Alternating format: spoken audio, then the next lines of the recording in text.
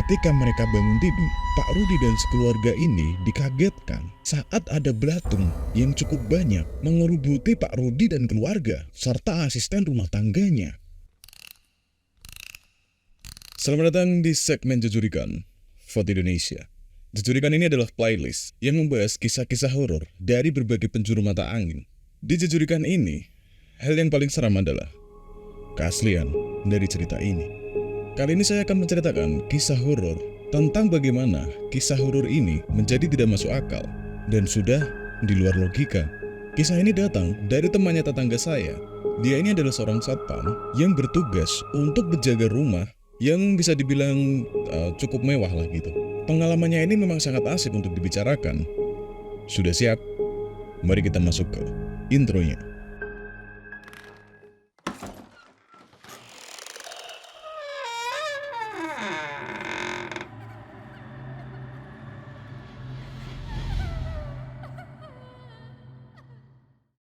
Ini adalah kisah dari seorang satpam rumah yang bernama Pak Agus. Dia bisa dibilang merupakan satpam senior gitu. Dulu, dia ini bertugas di salah satu pabrik yang ada di Jawa Tengah. Namun, karena dia ikut agensi, mau tidak mau, dia harus mengikuti perintah dari agensinya untuk dipindah tugaskan di tempat yang agensi inginkan. Pada tahun 2015, dia dipindah tugaskan untuk menjaga rumah kosong di salah satu tempat yang cukup dekat dengan rumahnya. Bisa dibilang masih satu area lah gitu. Dan karena keputusan dari agensi untuk memindah tugaskan Pak Agus ini cukup menguntungkan Pak Agus, tentu saja Pak Agus ini menerima keputusan dari agensi tersebut dengan sukacita. Sebenarnya, di siang hari, rumah tersebut sangatlah asri karena terdapat pohon besar yang membuat rumah itu terkesan sejuk dan terkesan hijau. Tapi kalian bisa nilai sendiri tempat tersebut jika malam hari akan seperti apa. Sebenarnya area rumah tersebut bisa dikatakan cukup ramai karena tempat tersebut cukup dekat dengan jalan raya dan memang area tempat tersebut adalah tempat yang strategis. Dan sebenarnya rumah tersebut tidak benar-benar kosong karena rumah tersebut itu dijadikan gudang bisnis oleh pemiliknya. Dan karena rumah tersebut itu dijadikan gudang bisnis, jadi sangat riskan jika rumah tersebut tidak ada yang menjaga. Saat siang hari, rumah tersebut cukup ramai oleh para karyawan dari pemilik rumah tersebut yang memang memiliki kepentingan untuk masuk ke rumah tersebut. Malam hari adalah waktu di mana Pak Agus ini bekerja. Setelah beberapa hari bekerja, Pak Agus ini menjumpai kehororan pertama saat berjaga di rumah tersebut. Pada waktu itu, waktu menunjukkan pukul jam 11 malam, dan tentunya tidak ada karyawan yang berada pada rumah tersebut. Namun, pada saat itu, sangat aneh sekali ketika Pak Agus ini mendengar suara keramaian dari dalam rumah. Suara tersebut seperti ada orang yang sedang memperdebatkan sesuatu. Karena Pak Agus ini curiga ada maling dalam rumah tersebut. Akhirnya, Pak Agus pun mengecek rumah tersebut. Namun setelah dicek, tidak ada siapa-siapa. Keanehan lagi terjadi pada karyawan pemilik rumah tersebut.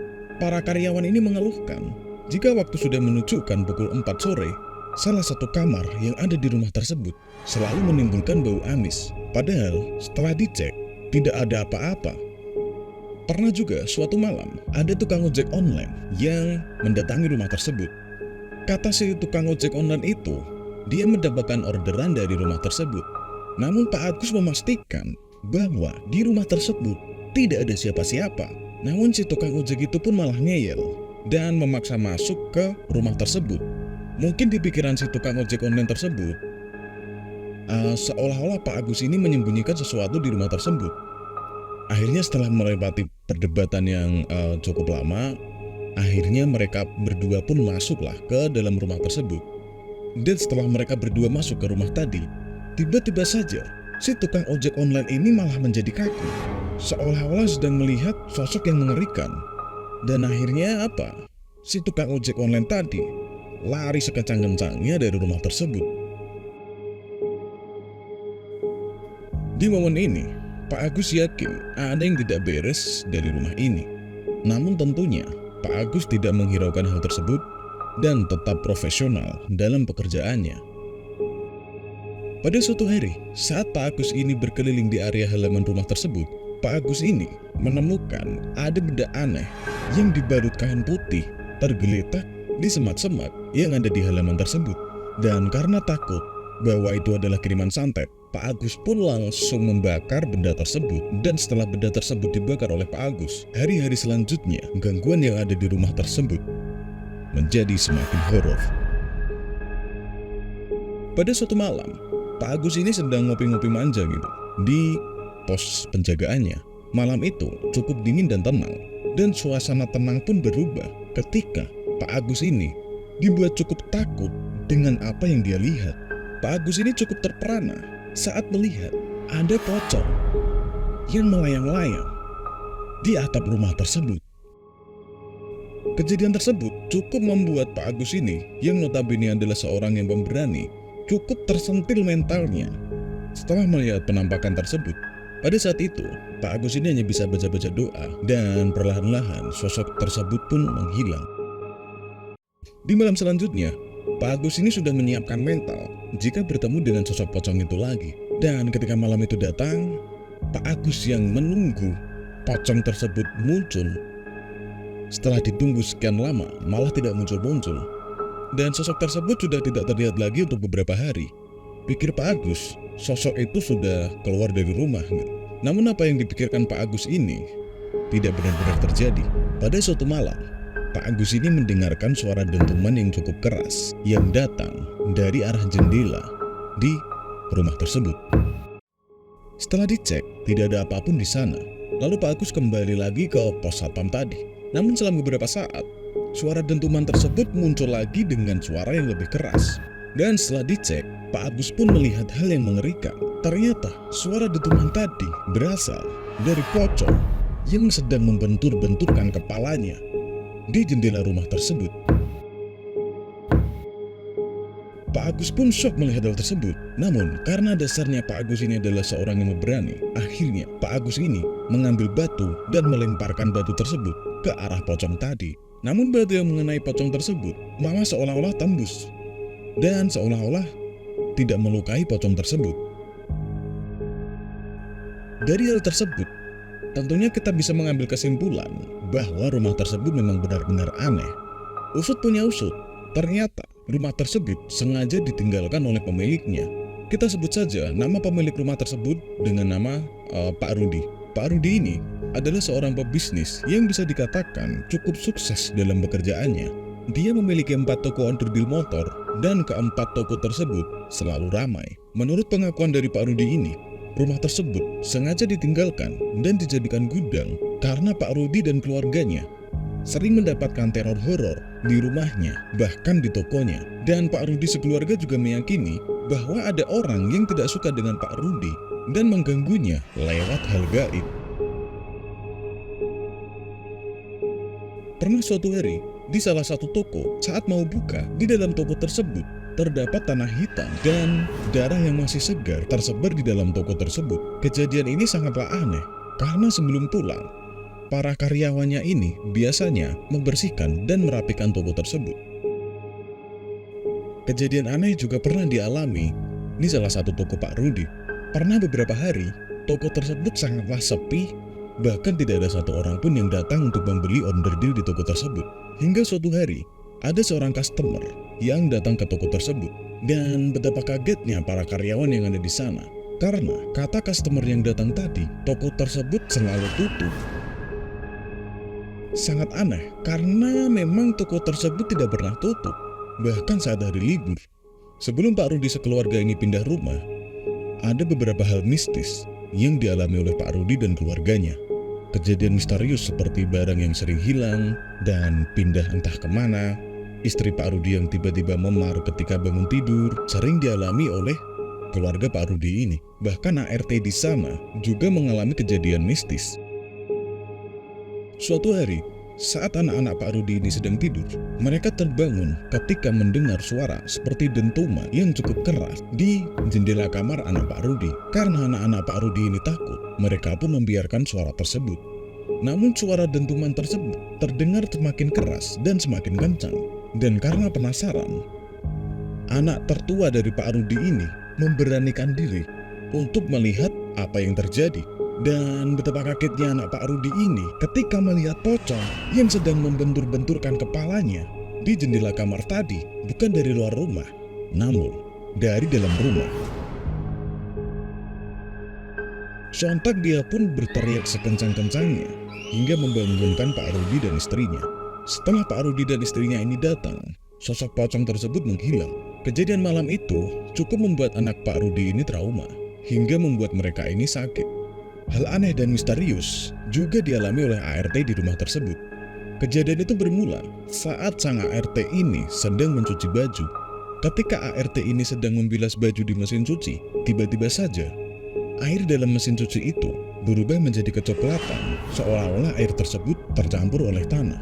Lalu si ART itu membuang air tersebut dan menggantinya dengan air yang baru. Namun setelah ditinggal beberapa saat, air dalam mesin tersebut tiba-tiba berubah lagi menjadi kecoklatan, seolah-olah tercampur dengan tanah. Tapi setelah dicek, dikeluarkan lagi pakaian-pakaiannya, diperiksa lagi mesin cucinya, memang tidak ada hal yang aneh. Dan dari mana air coklat tersebut berasal? Dan dari situ akhirnya ART tersebut mencuci baju secara manual.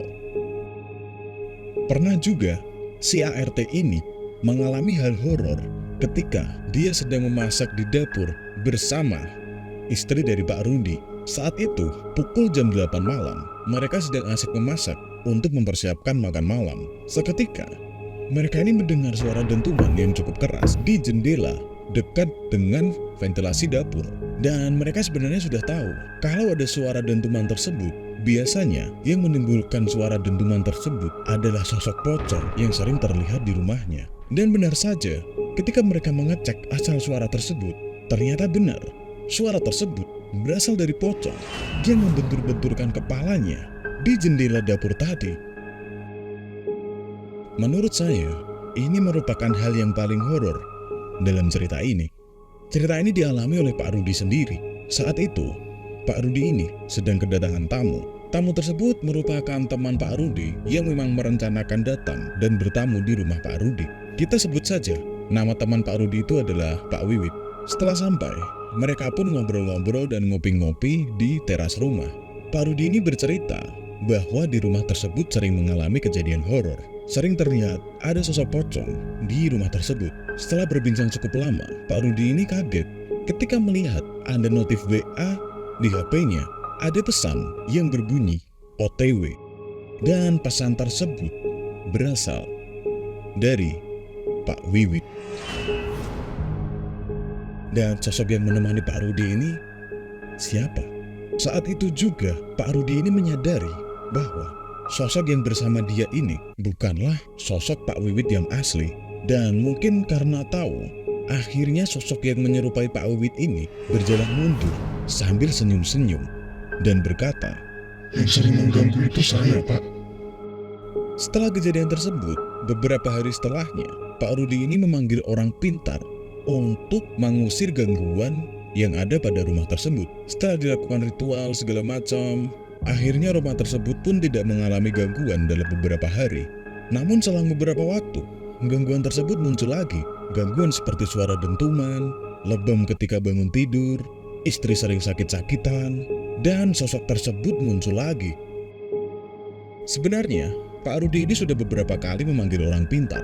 Dan banyak juga dukun gadungan yang ingin memanfaatkan momen tersebut. Seperti dukun yang meminta untuk dibelikan emas, meminta uang yang cukup banyak untuk pengorbanan dalam tanda kutip, dan lain sebagainya lah. Dan tidak terjadi apa-apa. Dan kejadian yang membuat Pak Rudi dan sekeluarga ini pindah adalah ketika mereka bangun tidur, Pak Rudi dan sekeluarga ini dikagetkan saat ada belatung yang cukup banyak mengerubuti Pak Rudi dan keluarga serta asisten rumah tangganya. Hal tersebut membuat Pak Rudi dan sekeluarga ini cukup capek. Dan akhirnya mereka memutuskan untuk pindah rumah. Dan akhirnya rumah tersebut dijadikan gudang bisnisnya. Sedangkan keberadaan rumah Pak Rudi dan sekeluarga sampai saat ini belum diketahui. Bahkan satpam yang menjaga rumah tersebut pun tidak mengetahui.